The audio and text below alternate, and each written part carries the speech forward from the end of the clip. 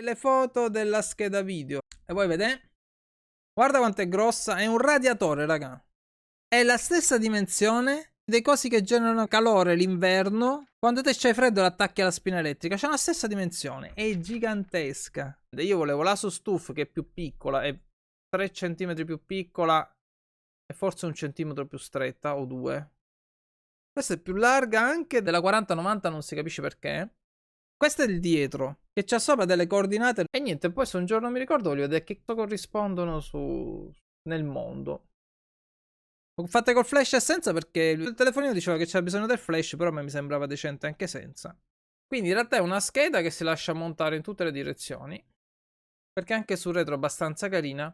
La rottura di essere carina in tutte le dimensioni è che era ricoperta di plastichina di sicurezza antigraffio, che per carità su alcune superfici veniva via come il pane, tipo dalle ventole, e c'era la plastica dietro, e c'era la plastica qui, e c'era la plastica, c'era lo scotch, qui non c'era la plastica, e le plastichine sui cosi, c'era la plastica pure sul pannello laterale, quello che esce dietro. La cosa bella è che per togliere la plastica ho dovuto togliere tutti i tappini di protezione delle varie porte, perché era sotto, casomai vuoi mica rovinare sotto i tappini, no? Qui l'avevo già tolta e non si vedono più.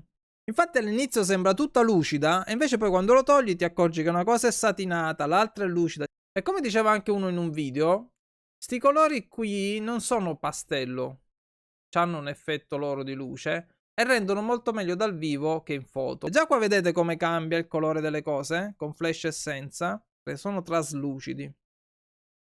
Vedete che sto viola qui è più evidente con la luce diretta, no? Peraltro questi qui sono riflettenti, invece sono semispecchiati, si vede quando non metto il flash che mi specchio dentro.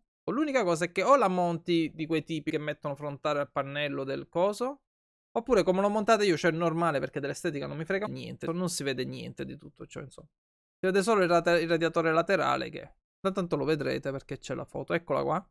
Questa col flash. Questo bianco che vedete non è pasta termica che è uscita a quintali dal processore, è che purtroppo questa scheda madre ha pannelli bianchi con delle fasce viola.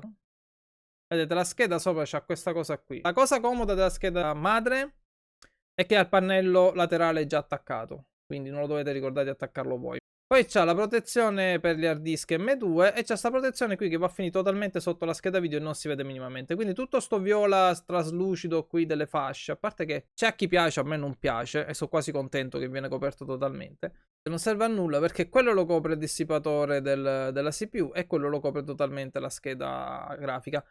Quindi piace la scheda, mi piace, l'avrei preferita nera, però tanto tutto quello che è bianco non si vede e va bene lo stesso. Questa è una fascia di LED che gira tutto intorno, probabilmente la terrò o rossa o bianca, o non la terrò.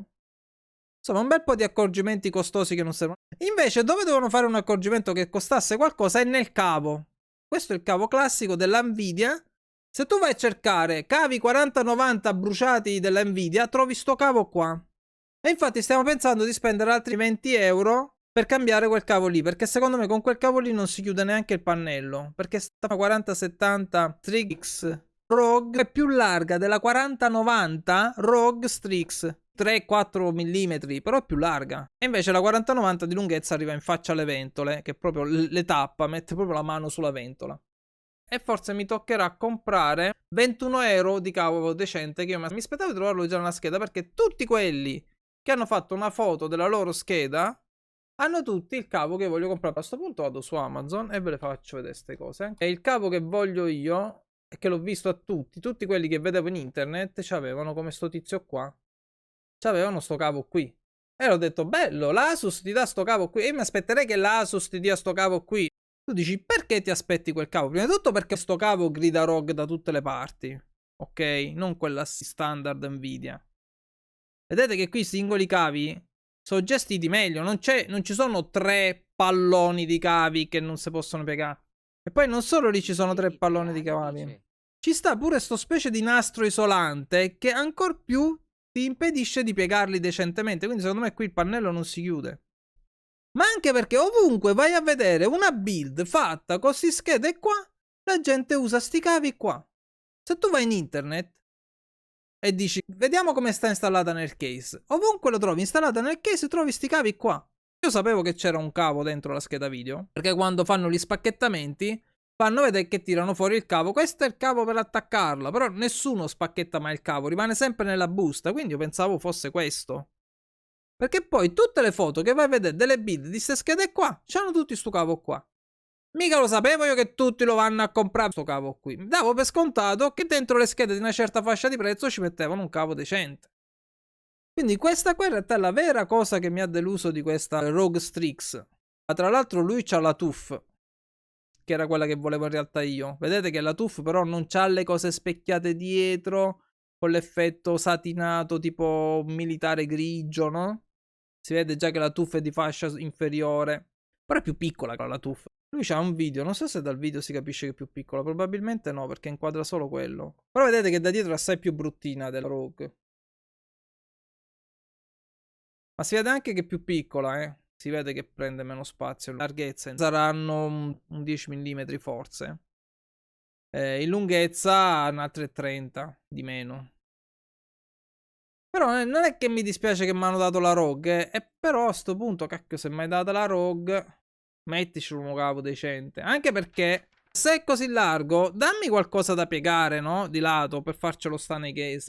Ma 21 euro perché, raga, solo per un motivo mi viene a me 21 euro. Perché questa è una delle poche 40-70 che montano quello per 3 cavi di alimentazione. Cioè la mia 4070 ha bisogno di 3 cavi di alimentazione. E credo pure la TUF, perché quello della foto che abbiamo visto ha una TUF e io una Rogue. Invece se vai a leggere nelle domande, uno ti dice va bene per la 4070 anche se è un 8 pin in più, perché gli altri 4070 ne hanno 2. E quelli da 2 costano la metà. A maggior ragione doveva essere l'Asus a mettermelo dentro. Una cosa carina che c'era, che forse nelle mie foto si vede, è sto coso qui. Che io in realtà, se vi ricordate, l'avevo comprato. Ce l'ho sul mio PC attuale. Ma in realtà nell'Asus te la danno già. Altri marchi usano altri sistemi. Per esempio, so che la Gigabyte ti dà un coso di metallo con dei distanziatori che tu praticamente togli le viti della scheda madre, metti i distanziatori sulla scheda madre. Poi sopra con le viti della scheda madre sui distanziatori attacchi sta cosa di metallo e lì si va a appoggiare la scheda. Però sinceramente non mi sa di soluzione che ti impedisce al 100% che la scheda si pieghi. Però vabbè, è una soluzione. Io l'avrei messe tutte e due, quella della Gigabyte e sto coso qui. E questo qui comunque si compra facile. Il pannellino della Gigabyte no. Però questo qui è simpatico, sia esteticamente, che è carino, molto sobrio. C'ha pure il loghettino, che vuoi di più della vita. Sia perché se tu lo giri c'è il cacciavite dall'altra parte. Non l'ho usato, però è un'idea carina, no? Per non sprecarlo ho fatto un gingillo, può essere pure un cacciavite. Comunque come vedete alla fine il mio case rimane rosso e nero nonostante la scheda madre ha provato a metterci qualcosa di bianco. Qui ho messo i copricosi della Noctua rossi e si vedono, non pensavo si vedessero così tanto. E la cosa più bella è che funziona. Dopo che ho aggiornato il BIOS, è un'altra cosa buona che non so se ce l'ha solo la Gigabyte, però praticamente tu puoi, senza attaccare né processore né scheda video né niente, solo l'alimentazione di scheda madre e processore, tu puoi aggiornare il BIOS mettendo una chiavetta col giusto file dentro che scarichi da internet e devi rinominare gigabyte.bin. E tu così facendo schiacci questo bottoncino qua, si accende una spia e ti dice sto aggiornando il BIOS, fa girare le ventole perché gli piace. Tutte le ventole, fa già tutte perché gli piace. Forse come segnale che sta lavorando, non lo so. E aggiorna il BIOS e ha funzionato. Mi ha fatto vedere il BIOS. Ovviamente non partiva, mi diceva boot, luce boot perché manca il sistema operativo o una chiavetta di installazione. E nella chiavetta ci devo mettere i driver per il RAID Intel. Quello è il mio Big Black che per attaccare i cavi del CPU là dietro ho dovuto fare il contorsionista, ho staccato la ventola, l'ho messa di lato e ho comunque dovuto fare il contorsionista per infilarceli. Comunque il dissipatore mio è bello, però mi sa che è fatto per i case un po' più grandi.